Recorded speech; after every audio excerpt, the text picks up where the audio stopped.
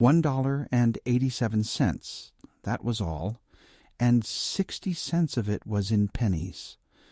Pennies saved 1 and 2 at a time by bulldozing the grocer and the vegetable man and the butcher until one's cheeks burned with the silent imputation of parsimony that such close dealing implied. 3 times Della counted it. $1.87, and the next day would be Christmas. There was clearly nothing left to do but flop down on the shabby little couch and howl, so Della did it. Which instigates the moral reflection that life is made up of sobs, sniffles, and smiles, with sniffles predominating. While the mistress of the home is gradually subsiding from the first stage to the second, take a look at the home. A furnished flat at $8 per week. It did not exactly beggar description, but it certainly had that word on the lookout for the mendicancy squad. In the vestibule below was a letter box into which no letter would go, and an electric button from which no mortal finger could coax a ring.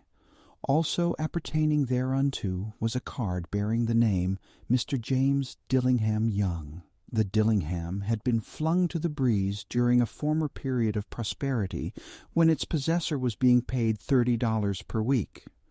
Now, when the income was shrunk to $20, the letters of Dillingham looked blurred, as though they were thinking seriously of contracting to a modest and unassuming D.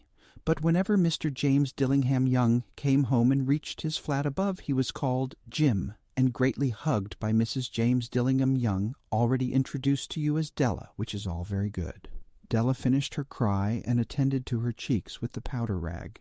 She stood by the window and looked out dully at a gray cat walking a gray fence in a gray backyard. Tomorrow would be Christmas Day, and she had only $1.87, with which to buy Jim a present. She had been saving every penny she could for months, with this result. $20 a week doesn't go far. Expenses had been greater than she had calculated. They always are. Only $1.87 to buy a present for Jim. Her Jim.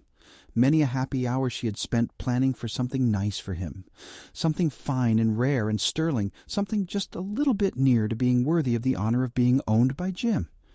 There was a pier glass between the windows of the room. Perhaps you have seen a pier glass in an $8 bat. A very thin and very agile person may, by observing his reflection in a rapid sequence of longitudinal strips, obtain a fairly accurate conception of his looks. Della, being slender, had mastered the art.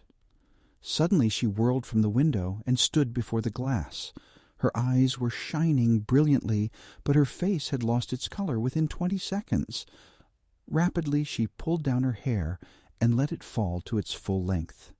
Now there were 2 possessions of the James Dillingham Youngs, in which they both took a mighty pride.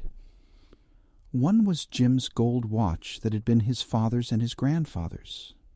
The other was Della's hair.